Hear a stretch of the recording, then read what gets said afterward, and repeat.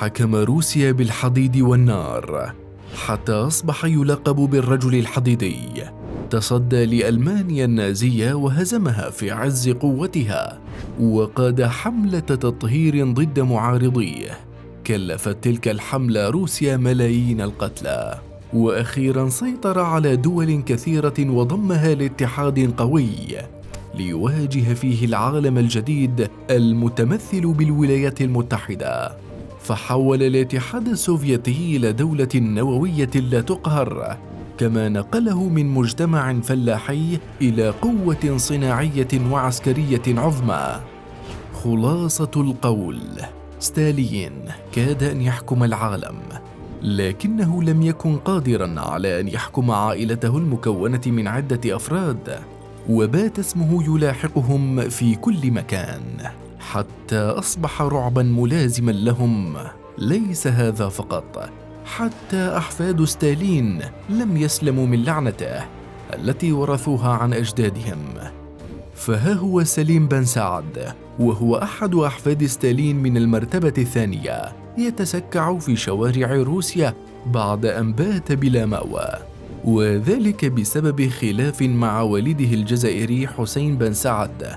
ولعل سليم بن سعد هو الأسعد بين الأشخاص الذين لحقتهم لعنة ستالين. فبينما هو يتسكع بالشوارع، فإن زوجة ستالين وأولاده كانت نهايتهم أكثر مأساوية وبشاعة. جوغاشفيلي الابن الأكبر. تزوج ستالين من الخياطة إيكاترينا عام 1906، وبعد عام واحد أنجب ابنه الأول ياكوف جوغاشفيلي في جورجيا. بينما كان ياكوف رضيعا توفيت والدته، ويقال أن ستالين تأثر بوفاتها كثيرا، لكنه لم يتأثر بالطفل الذي أنجبته قبل رحيلها. فبالرغم من كونه الابن الأكبر لستالين، إلا أن العلاقة بينهما لم تكن على ما يرام، فتربى ياكوف على يد عمه. بينما انشغل ستالين خلال هذه الفترة بالعمل السياسي، ولم يقابل ابنه حتى بلغ من العمر 14 عاما. لذلك كانت العلاقة بين الطرفين غير طبيعية، فستالين كان ينظر لابنه على أنه شخص ضعيف ومحتقر. وبدأت العلاقة تسوء أكثر فأكثر، خاصة بعد أن رفض ستالين زواج ابنه من حبيبته. عام 1940 التحق ياكوف بالمدفعية بطلب من والده الذي أصر على أن يكون في الصفوف الأمامية في الحرب العالمية الثانية. وبعد عام واحد وقع ياكوف بالأسر في معركة سمولنسك، بينما تشير بعض الرسائل أن ياكوف هو من سلم نفسه للألمان. لذلك أصدر ستالين قراراً بإعدام كل شخص يستسلم للعدو تحت أي ظرف، حتى أن أقاربه لم يسلموا من الاعتقال والتعذيب. بعد انتهاء معركة ستالينغراد أراد الألمان تبديل ابن ستالين بأحد الجنرالات، لكن ستالين رفض الطلب، وبدأ الناس يتداولون جملته الشهيرة: أنا لن أستبدل مارشال بملازم أول. ليموت ياكوف منتحرا بعد مدة قصيرة في معسكر اعتقال بالقرب من برلين. بينما يشير البعض أن أحد الجنود الألمان قتله عندما حاول الفرار من المعسكر. أما روسيا وإلى اليوم تجد أن الرواية الألمانية غير صحيحة، وأن اعتقال ابن ستالين غير صحيح، وما هو إلا مجرد دعاية سياسية. لكن بجميع الأحوال فإن ستالين لم يحب ابنه، حتى عندما حاول قتل نفسه وأخطأ الرصاصة قال له ستالين: حتى في عملية قتل نفسك فشلت. الزوجة الثانية المحبوبة وأطفالها. تزوج ستالين من ناديا ليلويفا عندما كانت في 18 من العمر. بعد فترة قصيرة أصبحت السيدة الأولى لاتحاد الجمهوريات الاشتراكية السوفيتية، وعندما استولى زوجها على السلطة ركزت على حياتها المنزلية. قامت بتربية ياكوف وكذلك أطفالها فاسيلي وسفيتلانا. لم تكن الحياة الأسرية سهلة بالنسبة لها، فكانت تتشاجر مع ستالين كثيرا، لكن في الوقت نفسه أحب بعضهما. في عام 1932 قتلت نادية نفسها، ويقال أن سبب ذلك يعود لتوبيخ ستالين لها عندما طلبت منه وقف عملياته الوحشية ضد معارضيه. أما ابنهما بالتبني أرتيم سيريجيف قال أن السياسة لا علاقة لها بموتها، وأن ما فعلته كان سببه صداع عضال لم تقدر على تحمله. عندما توفيت نادية كان ابنها فاسيلي يبلغ من العمر 12 عاما فقط، وبعد وفاتها لم يعر ستالين أي اهتمام لأطفاله وركز على السياسة.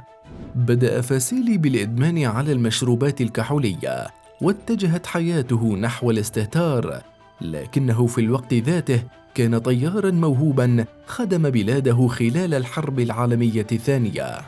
بعدها تم تعيين فاسيلي قائداً لسلاح الجو في منطقة موسكو العسكرية، وظل في هذا المنصب حتى عام 1952.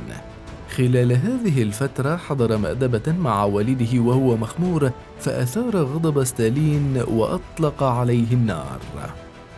بعد وفاة ستالين تم القبض على فاسيلي، وقضى 7 سنوات خلف القضبان كسجين عادي بسبب اتهامات تقول أنه كان يسرب معلومات عن الاتحاد السوفيتي. وعاش أقل من عام بعد إطلاق سراحه، وتوفي عام 1962 نتيجة تسمم بالكحول. هناك رواية تقول إن فاسيلي قتل والده عمدا حين تركه مصابا بجلطة دماغية دون استدعاء أحد لمساعدته. أما سفيتلانا لم يكن حظها من والدها أفضل من إخوتها، فالصدمة الأولى لها كانت عندما علمت بحقيقة وفاة والدها، وكانت الصدمة الثانية عندما رفض والدها زواجها من قبل شخص يهودي. لم يكتف الأمر بذلك، فأرسله لمعسكر الاعتقال وسجنه 5 سنوات، وأجبرها على زواج لم يدم طويلا، حتى بعد موته لم تتخلص من تدخل والدها في حياتها، فمنعت الحكومة زواجها من حبيبها الشيوعي الهندي، واضطرت أن تغير اسم والدها ووالدتها للتخلص من عبء اسم والدها الذي كان يحبها أكثر من إخوتها، فأطلق عليها العصفور الصغير. لكنها لم تكن سعيدة لا به ولا بحزبه من بعده. في عام 1966 سافرت إلى الهند، وهناك قدمت لجوءا سياسيا في السفارة الأمريكية. صدم هروبها الرأي العام، ووضع الاتحاد السوفيتي في موقف حرج أمام العالم، خاصة بعد أن تحدثت بإسهاب عن فساد النظام السوفيتي، حيث وصفت والدها بكتاب عام واحد فقط بأنه فاسد أخلاقيا وروحيا. توفيت سفيتلانا عام 2011 في أمريكا بعمر 85 عاما. بهذا يكون حتى أقرب الناس من ستالين لم يسلموا من شره، وحتى اليوم ما زال العديد من الروس يدافعون عن ستالين ويبررون لجرائمه بحجة أنه جعل من الاتحاد السوفيتي بلدا قويا يواجه العالم بمفرده. فما رأيك أنت بستالين؟ أخبرنا ذلك في التعليقات.